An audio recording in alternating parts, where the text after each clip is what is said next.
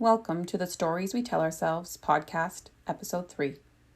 In this episode, I will read part 1 of my fantasy novella, Ravenous. Ravenous was originally published in November 2017 with Fantasia Divinity magazine, and hard copies are available on Amazon.com. This story is a fairy tale retelling, inspired by Beauty and the Beast. Sit back, relax, and step with me now into another world, the world of Ravenous.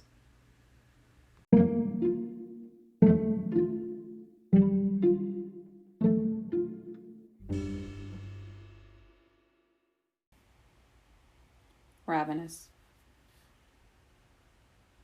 Dedicated to anyone who has ever felt like the beast when they looked in the mirror. Chapter 1. Elu sprints past the remains of a once towering oak, its leaves gone, bark gnawed and shredded. One of Elu's meals from years before. Her stomach rumbles. If she doesn't find fresh vegetation soon, the haze will come. A rustle. Her gaze shifts to the left.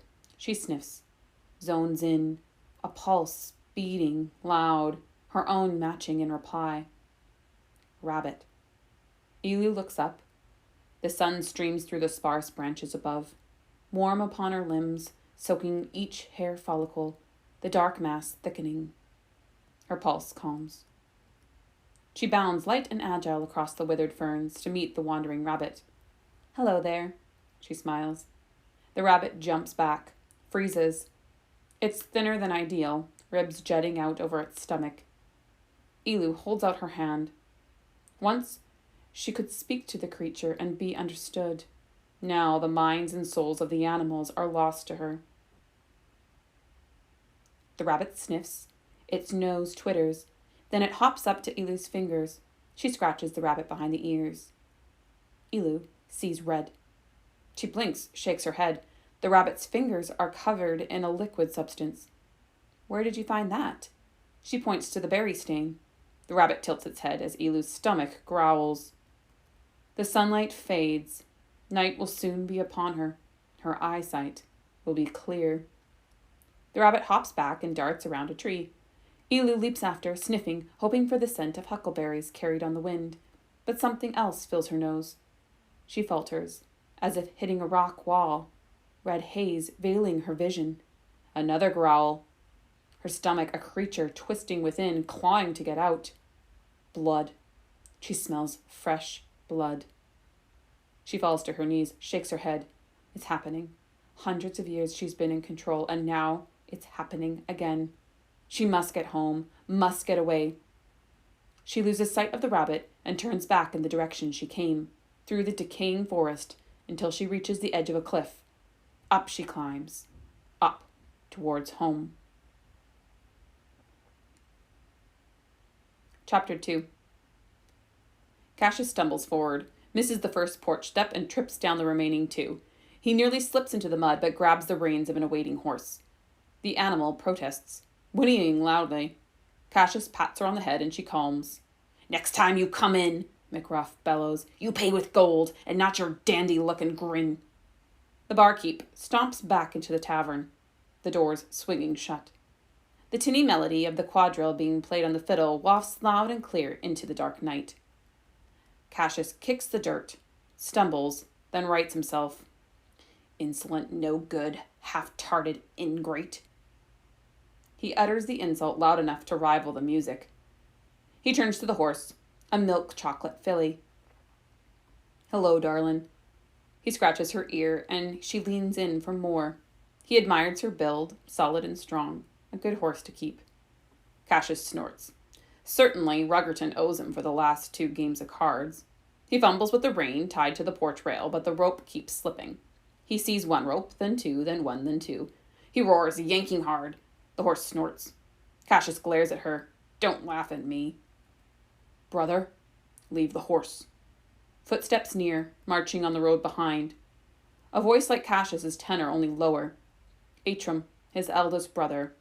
And beside him, with his arms crossed over his broad chest, stands Aldor, the shorter, younger, and more solid version of Atrum. The hats, jackets, and boots of both men are all caked in mud. Rain must have caught them on their scouting mission.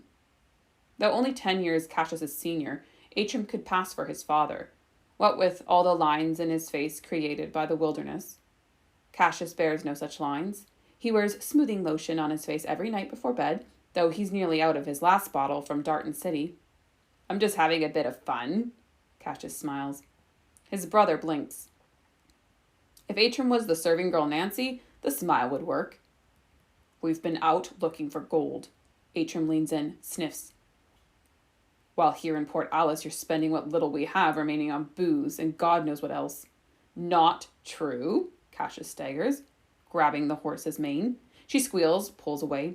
He loses his footing, backs onto the tavern steps, and falls hard onto his rear. I only spent what's mine. I haven't touched a nugget of yours. What's yours?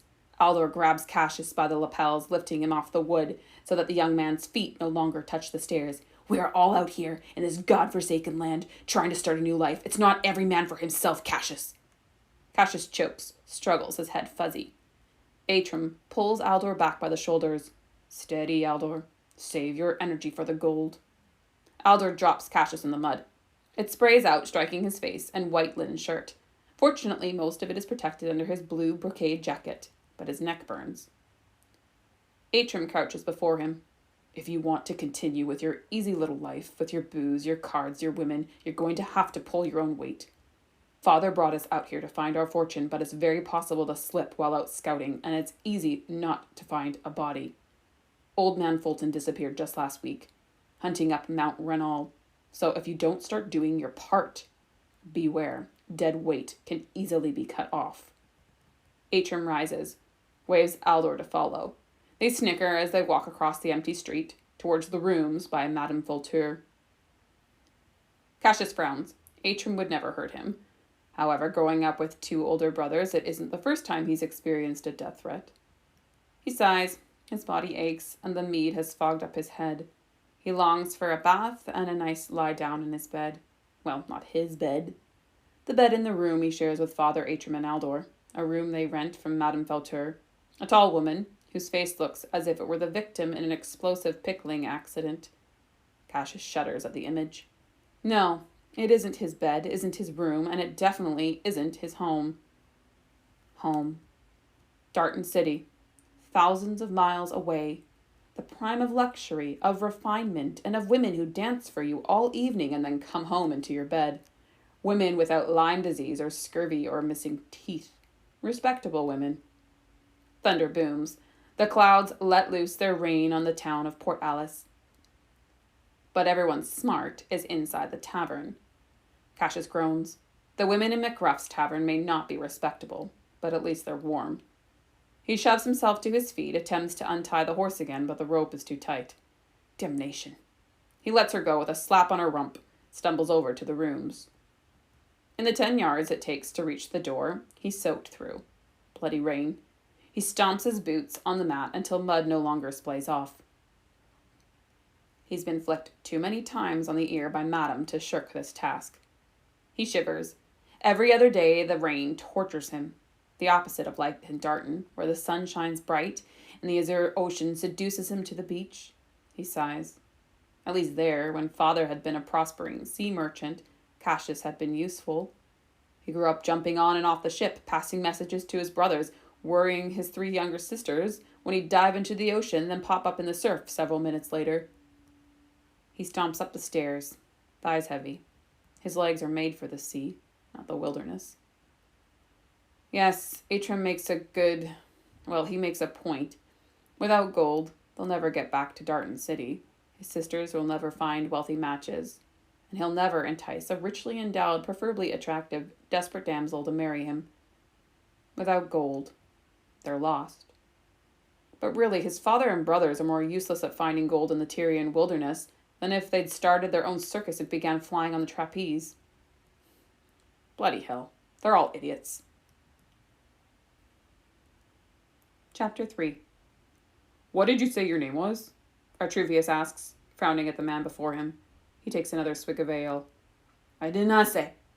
The man slurs. His skin is the color of wet cedar, his dark hair tied atop his head in a bun. Scars rip up his cheeks and neck as if an animal tried to claw out his throat. But the worst part about the man is his smell. Even though Artruvius has been living in Port Alice for over 3 months, still the smell of unwashed man is enough to turn his stomach. "That's just Leffen," the innkeeper yells. "Don't let him trick you, Master Darton." Artruvius tips his mug towards the rotund man wiping the counter. Even though most gold hunters referred to him as Master Darton because he's from the city, he still feels the prickle of the layered insult. "Shut up!" Sleffen belches loudly, sending a waft of masticated pork belly in Artruvius's direction. Artruvius cringes, removing a piece of meat from his white mustache. "They don't know me at all," Sleffen continues. "They know nothing about where I've been and what I've been doing." "You were telling me about your good fortunes." Artruvius spurs on. The sooner he can get out of here, the better. He's going to finish this drink and return to his sons. He never should have come to Port Munter. He'd received no mail, and there'd been no word of a hidden gold cache found. Time wasted. And his sons needed him back in Port Alice. Aye. Sleffen takes a swig. His eyes cross, then return to normal. Artruvius thinks he sees a glint of a rainbow light sparkle in the man's pupil, but it's just black. "You have no idea what lies up the mountain cracks, do ya, Master Darton?" "Gold. Sleffen, everyone knows there's gold." Thunder booms outside. Rain smacks the timber roof. He groans. Now with the storm, he must wait until morning to return home. "Aye, there be gold, but if you just be looking for nuggets, then best you be heading back to your exquisite palace in the sun. The Tyrian woods have got the rarest gold of all. The Black Devil's gold." Artruvius frowns. "The Black Devil? What are you talking about?" "He's playing you, Master Darton," the innkeeper chuckles. "Don't let him lure you in." Sleffen growls and smacks his mug on the table, ale splattering. He leans forward, a blackened nail beckoning Artruvius closer. "Don't you tell me you never heard of the Black Devil?" Artruvius shakes his head. "I have not." "Then bless your soul, you've been saved from the beast, the creature that lurks these woods in the dead of night, hunting for blood to satiate its ravenous appetite." Artruvius sits back, arms crossed. "A child's story, that's what you're telling me. A story meant to keep children out of the woods at night." "Nay, you fool, of a babe's tale it only were, but it be real." Sleffen's eyes, rimmed with yellow, widen. "I saw it." "You saw the beast?" "Aye, I saw it, but not just any beast it is. It's a black devil that guards the liquid gold." Artruvius's heart skips a beat. Gold. If only it were true. "There's no such thing as liquid gold." "Aye, there is. This gold is so pure that it pours forth like wine. It bends and shifts and transforms into whatever you will it to be. It is rarer than any gold in the land, and will give you riches beyond anything you can imagine." Artruvius stares. This cannot be true. Sleffen sits back, hand on his protruding belly. "Have I ever lied to you, sir?" Artruvius chuckles. "We've just met, and all you've told me is an old folk's tale." "Nay!" Sleffen hisses and shoots forward, the table shaking, his eyes pierced like knives. "I speak truth. I saw the Black Devil in the foothills of Clawfoot Mountain. Legends say it rules over its domain in an icy castle upon the highest peak, and any man that sets foot into its territory it hunts down, skins, and roasts over the fire." "You're telling me this happened to you?" Artruvius grins. At least the drunkard is entertaining. "Nay, you fool, if it had, it'd be worse than dead." "Right. But," continues Sleffen, "I seen it high up in the hills, at the edge of Clawfoot. It stands over 10 feet high, thick black hair covering it from head to toe." "Like a bear." "Not a bear, ain't you been listening? The Black Devil stands on 2 feet, walking tall and looking like a woman." Artruvius laughs. "Then that's one god-awful woman, a beast, surely, with thick black hair all over her body." Sleffen shakes. "You won't be laughing when it feasts on your blood. Fool, you think I'm lying." "I apologize." Artruvius smothers his laughter. "But your story seems as far-fetched as a pot of gold at the end of a rainbow." "Then what do you make of this?" Sleffen reaches into his jacket pocket, pulls out a flask. He opens his hand, tipping the container. Seconds pass. Then something trickles into the middle of his palm, shimmering and bright. "Liquid gold," Artruvius whispers. Chapter 4. The storm's edge lessens when Elu leaves her cave and descends into the forest. Dawn has not yet broken, so her eyesight still carries far into the distance. She passes through the dying vegetation. No amount of water seems to satisfy its thirst. Just like Elu, the forest's hunger increases each passing day. But unlike Elu, the forest will one day pass away. She picks up her pace. Before the sun rises over Fire Mountain, she must find the Chihoka. She must find an answer. Branches crack under each step. Not one creature skitters across her path. The rabbit from yesterday was a rarity. She hasn't seen another four-legged creature in months, while the birds stopped nesting in these woods over 100 years ago. As she leaves the boundary of her territory, the safety of her mountain, she nears the habitation of humans. Of course, their forest still has living plants and animals, but she tries to stay far away from them. She will only venture into their land as a last resort. She catches sight of a rainbow star up near the tip of Fire Mountain. Hopefully, Dawn will wait, and the Chihoka will still be there when she arrives. Elu does not think she'll be able to hold back for long if the rage overcomes her again. Down she runs into the vale. No humans have settled here. It's too steep, too dangerous, but perfect for Elu's feet, and she's fast. She goes down and up the steep valley without a hint of broken breath. At the peak of Fire Mountain, she hauls up her large body. The mountaintop is flat, with only enough space for 2 Elus. But the Chihoka, sitting upon the ledge with her rainbow legs hanging over, is small in size, like the humans. Elu, a pleasure. The Chihoka's voice is rumbly and low. It echoes from within, a great distance from the beyond, as if all the trees of the forest speak through her. Right now, in her glimmering form, she's taken the vague shape of a female human, naked with pale yellow hair streaming down her back. Please, sit. Elu positions herself next to the great spirit of the forest, careful not to touch its glowing light. Do you ever wonder? The Chihoka points down towards the bottom of Fire Mountain, the opposite side to that which Elu climbed. Why they continue their hunt, even when they find nothing. Elu squints. Her ears first register the sounds of hammers clanking, of rocks crumbling. Then she sees the movement of men, as tiny as ants. The area where they work, which had once held a proud fir tree, is now an empty crevice, the trunk of the tree shoved off to the side, rotting and lifeless. I wonder, Chihoka. Elu turns to the spirit. Why you let such a thing continue to occur within your forest? The spirit chuckles. Yes, I understand such a thought, but you of all creatures should know the answer. Elu shudders. A memory, hundreds of years old, feels as fresh as yesterday. Balance. Yes, balance. The forest spirit gestures out at the surrounding woods. Waves upon waves of green trees stretch far until they blend with the horizon. Dark spots scatter throughout the realm, where men have touched and tainted the life around. But for the most part, it is still green. Death must come so that life can be renewed. Change and transformation is essential, or else all will crumble. Still, their damage must hurt you. Each tree they cut down, each rock they explode. The Chihoka nods. Yes, indeed, I feel the death of each of my creatures as intensely as if I had been struck by the sun. But on and on it must go. Balance. Elu watches the ant-men scurrying, blasting rocks in the early hours of the morning. The sun just below the horizon, ready to awaken. Why did you come here, child? The forest spirit rises, rainbow light beginning to scatter. Elu takes a breath. I feel it again. The hunger. It almost overtook me yesterday. That is part of your punishment. You know this. As the sun inches up, rays of light from the Chihoka shoot towards the yellow orb. But I cannot live with it. It is too much. The rolling urges, the heavy blood, the screams. Never again, she promised herself. Never again. She's better than that. She's different.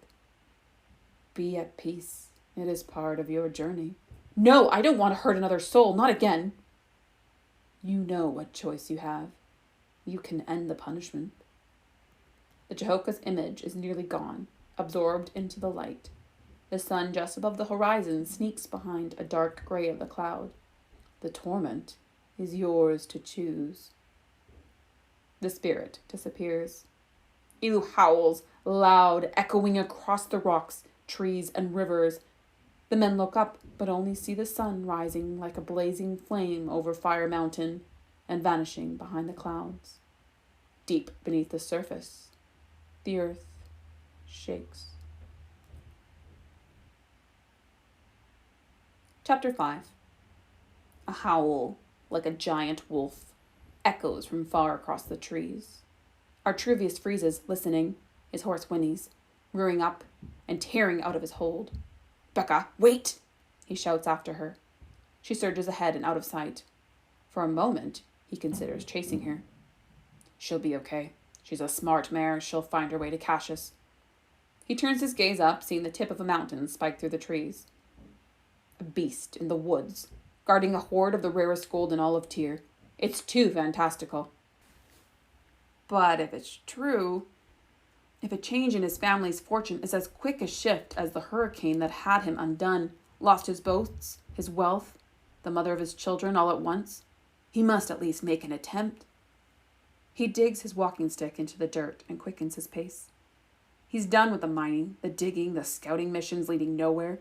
He's tired of being wet, dirty, and ceaselessly hungry, and he misses his daughters, Sophie, Brianne, and Tierna, all wards at a nunnery back in Fort Darton. A town similar to Greater Darton City, but not up to their tastes, surely. He'll get them fine dresses, food more plentiful than their bellies can hold, and he'll find them husbands. Husbands will always provide so that his daughters will never again know poverty. He sees the river through a gap in the trees.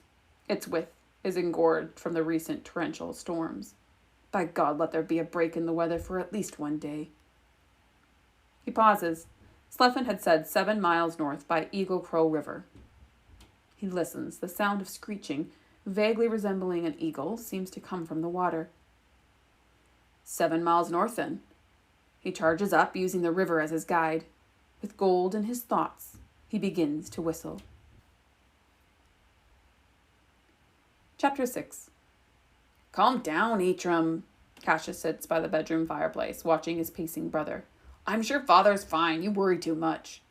Atrum growls. "This isn't like him. He should be back by now. He was only supposed to be in Port Munter to pick up the post." Alder perches on the edge of the bed, sharpening his knife. Out of the 3 of them, he's the one who has most readily adapted to the wild life. Cassius grabs his jacket. With a scrub last night, it looks good as new. Well, at least newer than every other poor sod's clothing in Port Alice. Today is going to be a wonderful day, for today is Friday, and every Friday Mickroft's Tavern always gets a fresh supply of ginger beer from Darton City. A taste of home. "Just where do you think you're going with that stupid smile on your face?" Atrum strides up to Cassius, well into his personal space. Cassius steps back, sniffs. Atrum needs a shower and a shave. "Just getting ready for breakfast. You know, help Madame Vauteur test some scrambled eggs." Cassius slips by Atrum and opens the door, feeling his pocket for the small nugget he stored away for just such an occasion. "Don't you dare be wasting your time at McRuff's," Atrum calls. Cassius bows, then rushes down the door and out into the street, whistling on his way to the tavern. Chapter 7. The giant rock looks like the skull of a massive bear, at least what Artruvius assumes a bear's skull would look like. Only 3 months in the wild, he's never seen a bear, let alone a skull. He pulls out the piece of paper from his belt. He's past Eagle Crow River, and he's gone down Turtle Egg Valley, but is he supposed to go around or over Bear Skull Rock? He inspects the drawings. Both he and Sleffen had had several more rounds by the time he started sketching the different locations from Sleffen's descriptions, and now he's regretting his eagerness to follow a drunkard's folk tale through the woods. Night is near. Already a star twinkles in the deep blue of twilight. He needs to make a camp, but the vegetation around him is too dangerous for a fire. Dried up, dead, and blackened as if freshly burned. He blinks. Sleffen's words hint on his memory, something about a star. He looks closer at his map and the fading light. A star is drawn through one of the eyes of the skull rock. He shifts his position, rounds the bend, and stares straight at the left eye socket. Nothing there. Sleffen had said something, blurred in a drunken haze. What was it? Yes! Artruvius snaps his fingers. As the sun descends and all goes black, Watch for the rainbow star to light the way. Artrivius glances behind. The light is almost completely faded. He's gotten his full day without rain. When the last of the light goes, he turns and faces the skull. And there in the left eye is a flash of a star. It pulses in faded colors of the rainbow, surrounded by a white halo. He hauls himself up the rock and through the eye socket. On the other side, darkness. He lights a torch and holds it up. Before him is a short ledge 2 feet high.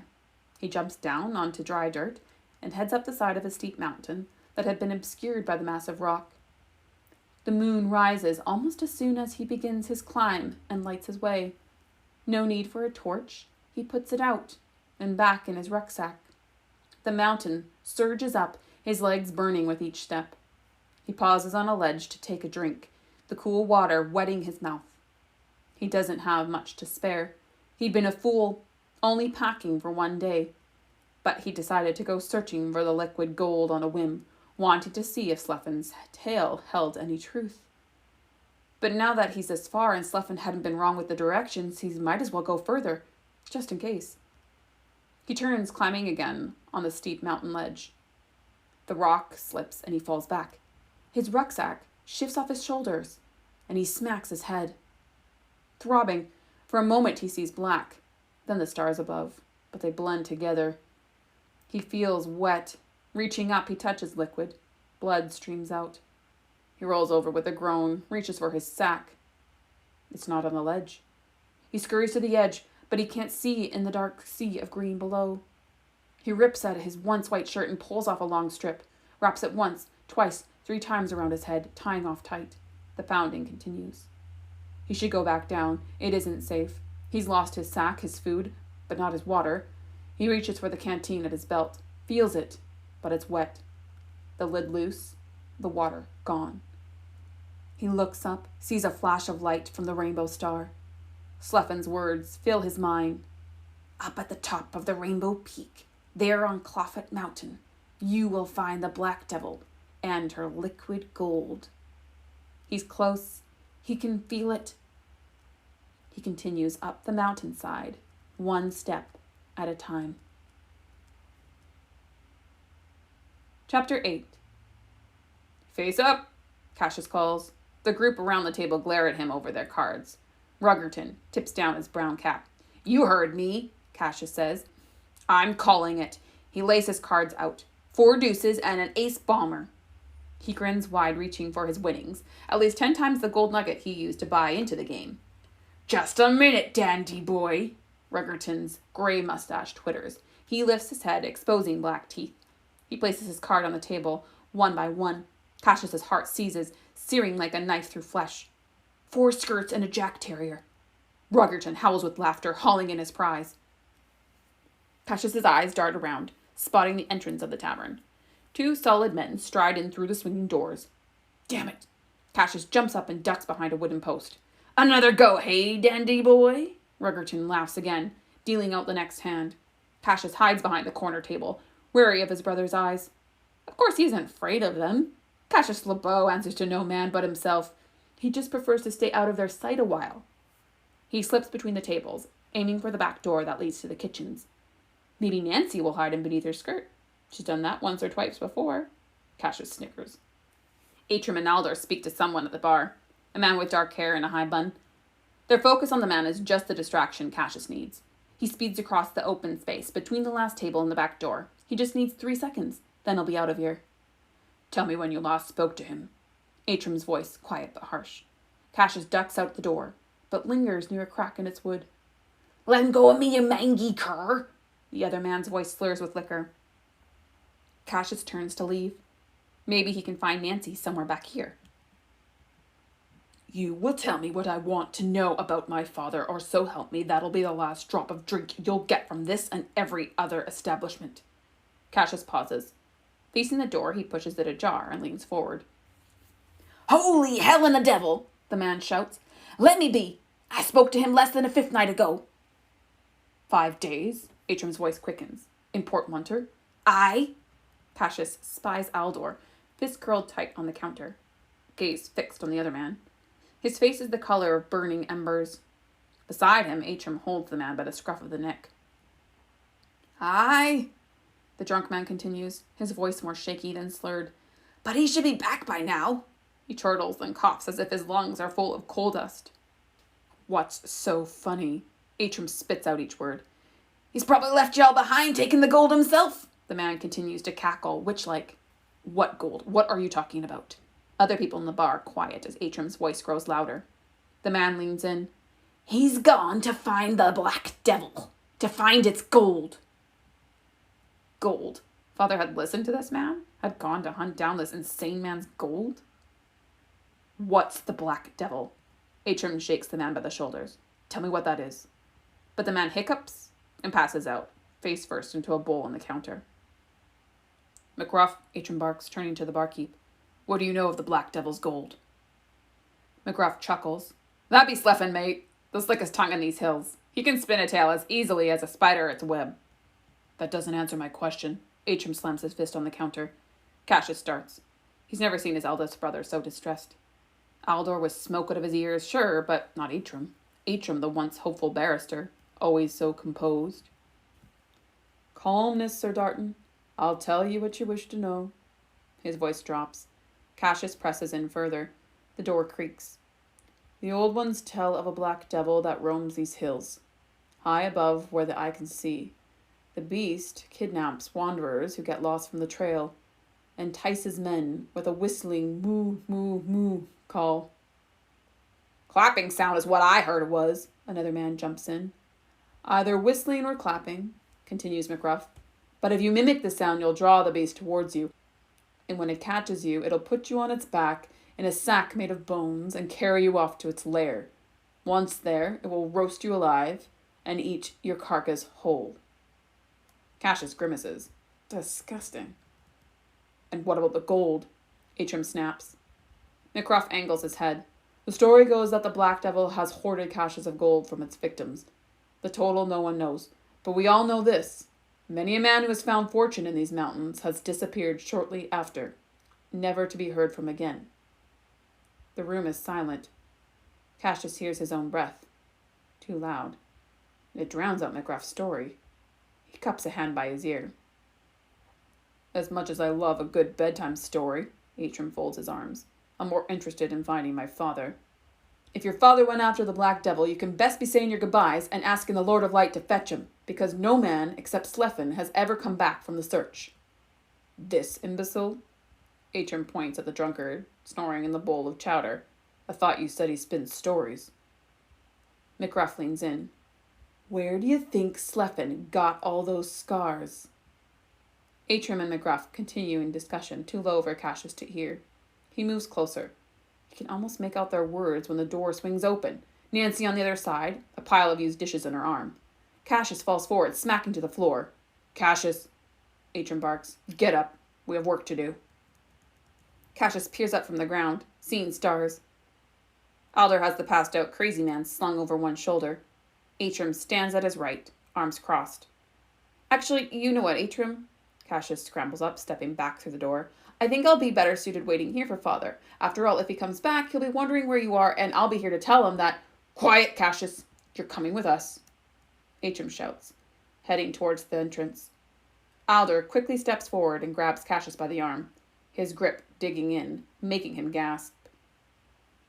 "And how do you expect to figure out where to go?" Cassius jogs to keep up with Alder.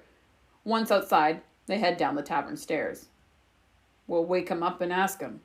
Atrim waves Aldor over. Aldor shucks off Cassius and strides to where Atrim stands. There, he throws the man off his shoulder and drops him into the horse trough. Chapter 9. Head spinning, he breathes slowly, steady in and out. The pounding in his skull grows worse with every step. He doesn't know if he has it within him. He pushed his legs beyond anything he's ever done before. He feels blisters and blood around the soles of his feet. His arms and legs are scratched, making a canvas of blood. His mouth begs for water. A thunderous boom. The light is gone from the moon. He only sees the rock in front of his face. A drop hits his cheek, then another, and the rain pours. He breathes, blinks, then he climbs. This is for Atrim, his eldest son, wise beyond measure. If he could be back in Darton City, Atrim would have made a top barrister or politician. This is for Aldor, his strongest son. Aldor is fit and primed for the ordeals of the forest, but still Artrivius hopes for an easier life for him. This is for Cassius. Artrivius smiles, Cassius the youngest of his sons, and the most akin to the boy's mother. His pale skin, blonde curls, which he glosses back with that absurd pomade wax from the city. The forest life is not for Cassius. He belongs with the sea, and out of all of his children, even the younger 3 girls, Cassius carries the weight of his mother's loss the hardest. After all, the boy was the only survivor. A flash catches Atrim's eye. Looking up, he almost falls backward with dizziness. He leans forward into the mountain slope. A ledge. He sees a ledge. He steps up, slowly reaching an arm out. His fingers grasp, feeling the edge. Pushing further, he hauls himself over the top and collapses onto a plateau. Panting, he breathes in mud. He coughs, sputters, and pushes himself onto his elbows. Squinting, he looks forward. Surrounded by dead underbrush, a cave opening beckons him. A cave. He stumbles to his feet, barreling forward to the warmth within, his body shaking from the wet. He sees a red light, fire. Maybe there's food and water, and he catches himself at the cave entrance, his heartbeat jumping. The black devil may be waiting within. He stands there, skull pounding, rain ripping through his clothes, freezing his skin. He picks up a large rock, regardless how futile it may be, and enters the demon's lair. End of part 1.